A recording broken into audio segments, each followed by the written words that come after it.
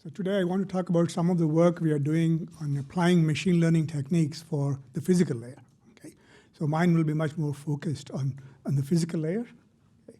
But before I start, I do want to thank the member companies for supporting the work, CWC and our work. Okay?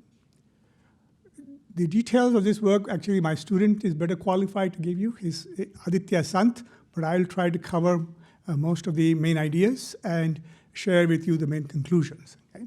So first I want to share about why we're looking at machine learning techniques. Okay? But probably that requires not much discussion, because now machine learning ideas have permeated many areas, okay? Particularly with their success in image processing and speech processing. Okay? But the question is, what is the role that they're likely to play in communications? Okay? And with emphasis on the physical. So I have listed a few topics, a few things that we think machine learning can have an impact on, but I'm only going to discuss two of them that are in green that are relevant to what I'm going to talk about today. Okay? When you look at a receiver, you can look at a receiver as a classifier. Okay?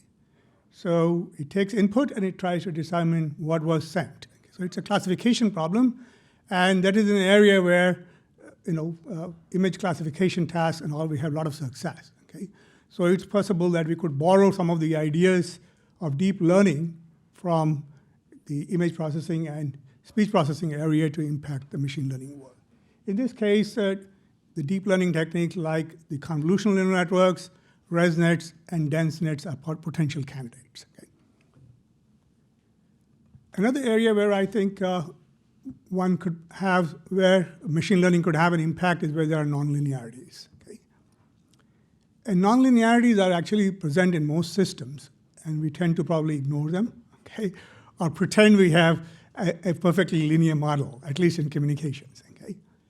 The first place we will see nonlinearities is as soon as you quantize a received signal with a finite number of bits, whatever linear model you have is no longer linear. And the smaller number of bits you have, the more nonlinear the model gets. Okay? So even with a simple quantizer, you have nonlinearities. Okay? Now, one could actually realize that you can the fact that neural network can model general nonlinear maps makes nonlinearity less threatening. Okay? So maybe we should actually embrace nonlinearity. So I feel that maybe it's possible that we could introduce nonlinearities, okay? And once you introduce them in a controlled way, maybe you can deal with them in the software, okay? I'm hoping that this would be a way in which you could sort of make systems cheaper, okay? If trying to force your hardware to have a lot of linear characteristics makes expensive hardware, then by reducing these constraints, you can go towards maybe cheaper hardware. So anyway, in any case, the whole idea is, instead of fearing nonlinearity, can we actually embrace nonlinearity and deal with them at the system level? Okay? So that's really what my talk is about today, actually. We'll look at systems where we will have a nonlinearity introduced through the A to D converters, and then we'll look at how we can deal with them by using these deep learning techniques. So first I will talk about what I'll call one-bit massive MIMO. So we decided to go to the extreme of A to D converters and use only 1 bit for quantizing the received signal. Okay? And we want to look at what that means. Okay? Then I want to share a little about some past work, okay? And then some recent work that we have done. Okay? So here's the 1-bit massive MIMO system. Okay?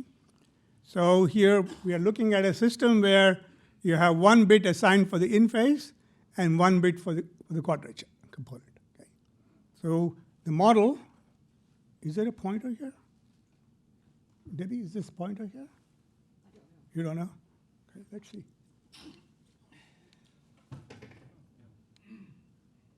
Okay, so this is my standard block fading, flat fading relay model.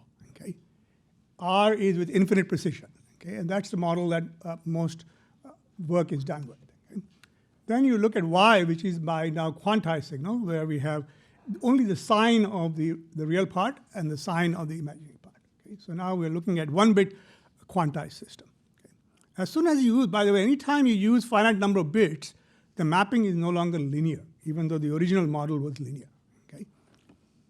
So we hope this will be one way that people have talked about lowering the complexity. Okay? But this would be a good way to get started on this problem. Okay? And since we have a nonlinear map between what was transmitted, which is x, and what was received, in this case y, okay, it looks like deep learning or any kind of machine learning technique may be a good way of trying to deal with this. Okay? And that's really what we're going to be attempting to do. Okay? So our first foray into this was to actually try applying a deep learning technique. And in this case, we try to do end-to-end learning using what are called dense nets. Okay? Dense nets, in my mind, are one of the better networks among all the networks that are there. Okay? So we decided to try the dense net. Okay? So what we feed the network is the measured quantized signal, y, the channel h, and the signal-to-noise ratio. Okay? And then we train a network to basically detect the symbols that were transmitted. So x is the output. Okay? After much work, we were quite disappointed with what we got. Okay? So this told us maybe we simply applying a network to try to learn this harsh nonlinearity may not be as trivial as we thought it would be. Okay? So if you look at the results on the right-hand side, the green curve is the maximum likelihood. Okay? We tried various networks, and none of them actually could do anywhere close to what a maximum likelihood receiver could do. Okay? And this is with simple QPSK transmissions. Okay? And my student tried many combinations, okay? And all of them failed. Okay? So this leads to the question, what is the right way to actually deploy deep learning for communication systems? Okay? There are two possibilities. Either my student didn't quite figure out how to train the network. This is a real challenge with these deep learning because there are so many hyperparameters to tune and so on. Okay? But I think I have confidence in my students, so I'm still waiting to see. And I haven't seen any deep networks actually deployed for one bit. All the papers that exist actually do very different configurations. Okay. The other one is maybe that we need to use deep learning, but in conjunction with the model. Okay.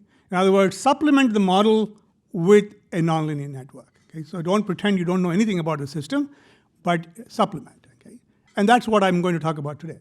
So we'll look at structured neural detectors. Okay.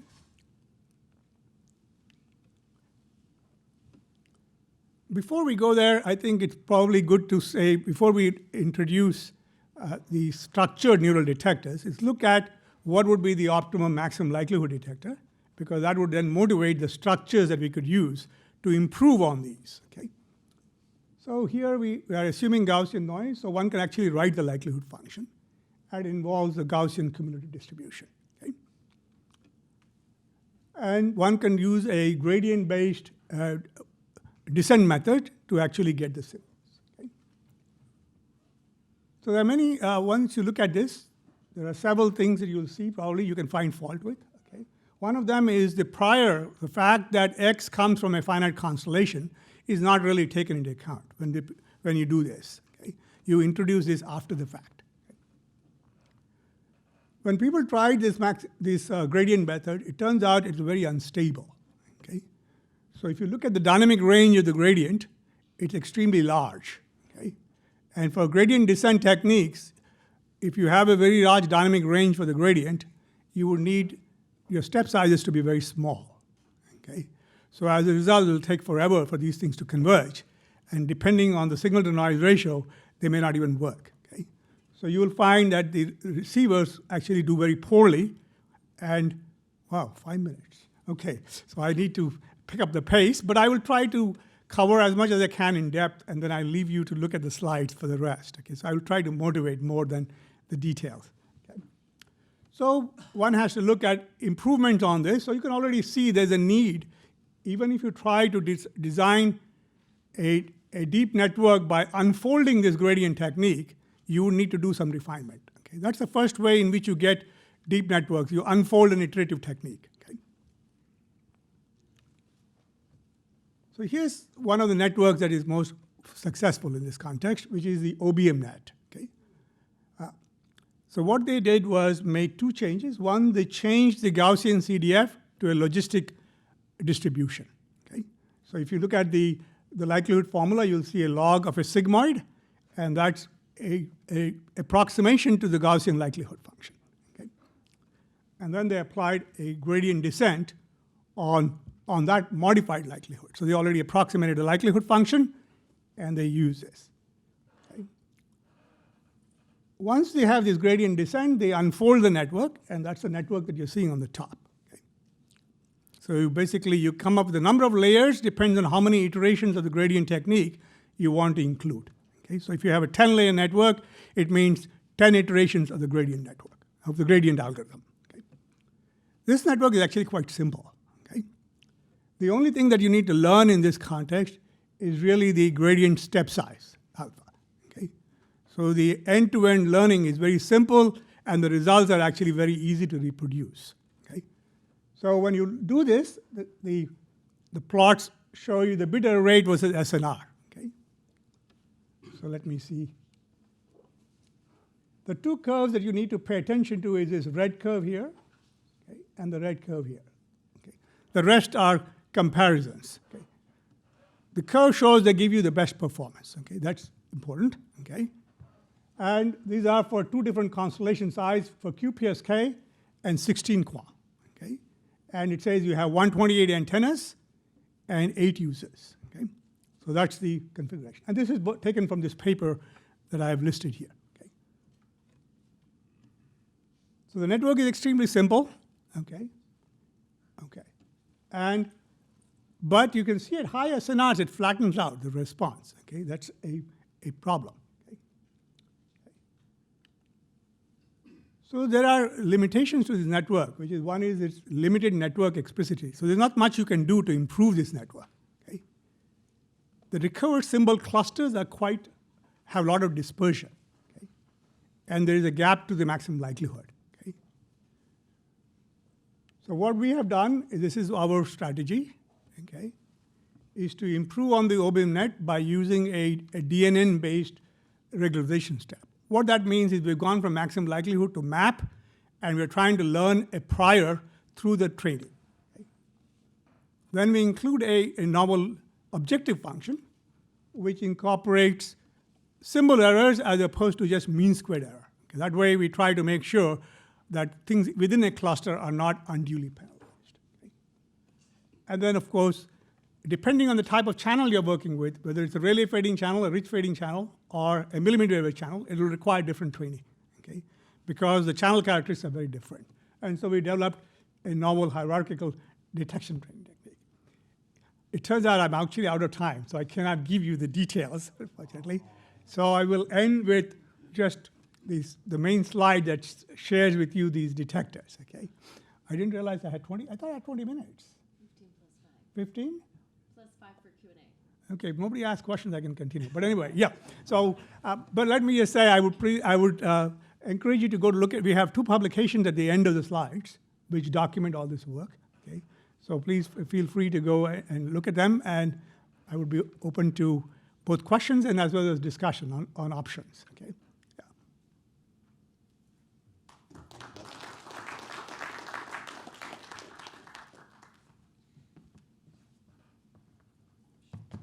Any questions? I need to go to the microphones. Sure. So fascinating work. I'm wondering, you looked really at the 1-bit architecture. I mean, the other end is 8-bit or 16-bit. It's not really my world. But I presume if you were to go from 1-bit to 2-bit, yeah, right, do we see massive improvements then? Yeah, you will see. Right. I think you will see good improvements. Yeah. Okay. Yeah, the question is really, to me, this is a hardware question, which I'm not sure whether going from 1-bit to 2-bit changes the complexity significantly or not. Right. But in the literature, I have seen arguments that 1-bit is extremely simple, but as soon as you go to 2, it becomes the complexity is higher. Okay. So our goal is really trying to see how far we can push nonlinearity and make systems more and more nonlinear, hopefully cheaper. Okay. Yeah. So I'm hoping that hardware can be cheaper, and you compensate with By the software, yeah. with this. It would be good to have a trade-off analysis Yeah, at some point. Yeah, right. thanks. Absolutely, yeah. I don't know if you have time, just super quick. So yeah, admittedly, I didn't understand almost a thing up there, but in terms of especially the math, I'm pretty sure there was a negative sign missing somewhere. But seriously, I'll just ask kind of the simplistic form. I understand what you're trying to do. Makes a lot of sense. Tell me simply, like, was the result that you were able to, still use a 1-bit MIMO system and Yeah. achieve, acceptable, whatever your metric was, QoS at a, Yes. reasonable. Yes. The answer to your question is there are actually information theoretic results for 1 bit, which tell you what you can do. Okay? And so these are really practical manifestations of those. Okay? So the answer is yes, you can. Okay? You All right. can, with 1 bit receivers, actually design massive MIMO systems. Cool. All right. Well, that's much I'm going to get out for now. Thank you. So what's the implication? Go ahead, Vishal. So a bit counterintuitive, but what about 0-bit, right? So we talk massive MIMO, okay? So you take the decisions now on which of the arrays to sample, actually. Yeah. Would that work, or? Yeah, I think the answer to your question is we have talked about in the past how to subselect, Yeah, but with more high precision. okay. And not lose the spatial ability of Yeah. the original array. But this is not part of your ML decoder at the moment. But I yeah. think my colleague, Professor Paul, will talk about tomorrow. Oh, fantastic. So if you're, yeah, I'm sure. Yeah. All right. Sorry, I have a question on like how do you solve the issues of like the machine learning detection networks like flattening out their response at high SNRs? Is it some kind of interference cancellation or like some other techniques useful for that? Yeah, so I think first I would like to say this says, there are things that in communication which are different than standard problems, okay? Because sometimes we're looking at bit error rates of 10 to the minus 4. And so the question is, did we provide enough training data to move there? And if you're going to train a network over a range of SNR, what is the most effective way of training? So I feel this is more a training question, okay? And we haven't quite figured that out yet. Yeah. Okay. Yeah. Sorry, thank you. Another question, like, have you seen like the analysis of computational complexity compared to like what the DNNs would use versus like if you implement like a spear decoding or something that can implement the maximum likelihood? Okay. Yeah. So, if you have a linear model, then sphere decoding is where I would go. So I'm not recommending this as a competition to a sphere decoder. So my goal is to say, can we still be not afraid of nonlinearities and deal with them because we have all these tools now available. Okay? A good example is an OFDM system. There's a PAPR problem, and there is clipping that takes place. Okay? We try to avoid them at all cost. Okay? So the question is, can we allow a decent amount of clipping and still be able to do all that stuff using these training techniques? Okay. Yeah. Okay, Thank you. excellent follow-up.